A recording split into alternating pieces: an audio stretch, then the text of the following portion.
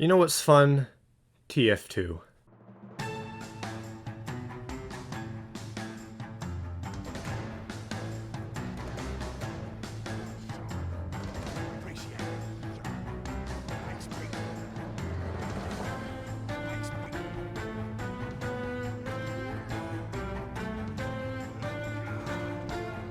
You know what's not fun, though? Politics.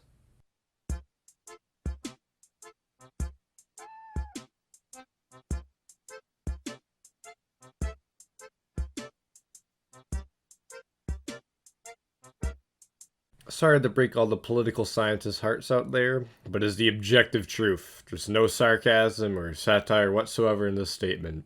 But do not worry, my newly met enemies, for I shall combine the fun and not fun together to bring forth mediocrity.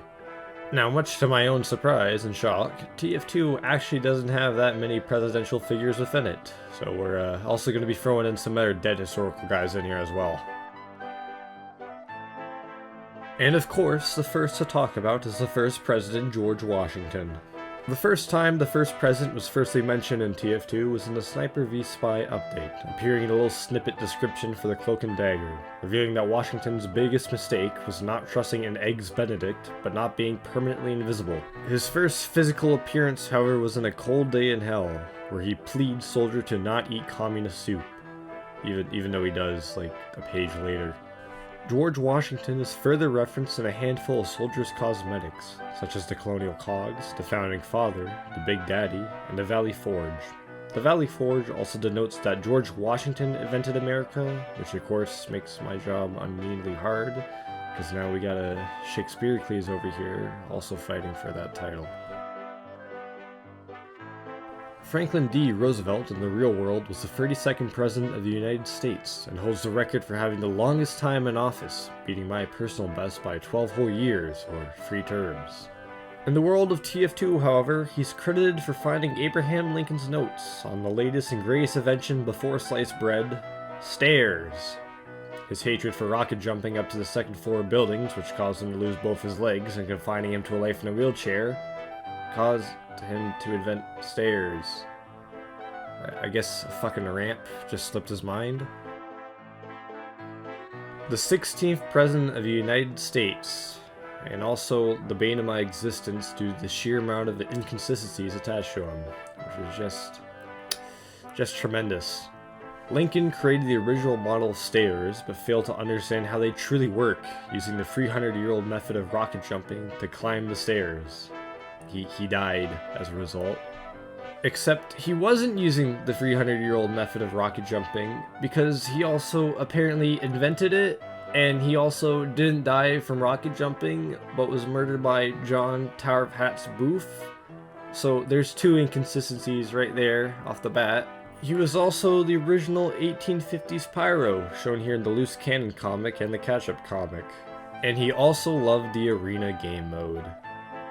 Can you still play that?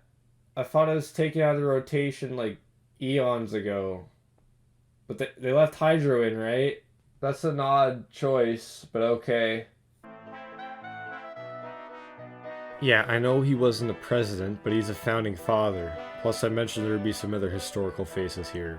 Unfortunately, there isn't a whole lot of stuff to say in regards to Benjamin. He's referenced in the first American cosmetic, itself being modeled after him. And that's it.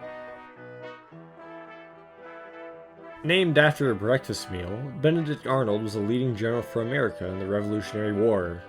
And then he said, fuck it, I ain't dropping rank, and switched sides to the British. But his greatest crime wasn't betraying his fellow men, but it was not eating enough soup.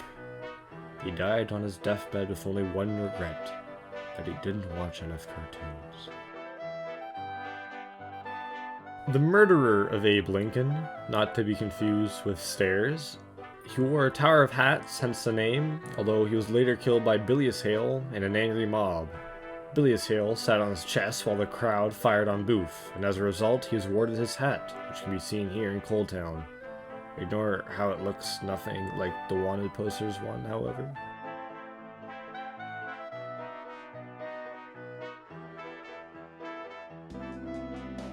And that's it. Understandably, this episode is short, but I think I'm a bit deserving of a break, right? Currently, I'm in the process of figuring out where this channel is going to go. TF2 has always been my specialty, but it doesn't have enough lore in it to talk about regularly. As a result, I'm dipping my toes in the water, trying to find games that haven't been picked to death while still being deep enough to talk about. Someone mentioned a Left 4 Dead iceberg, which I might check out as well, but no promises for the current moment. Oh, I'm fading away again, so that must mean the show is truly over. So, till next time.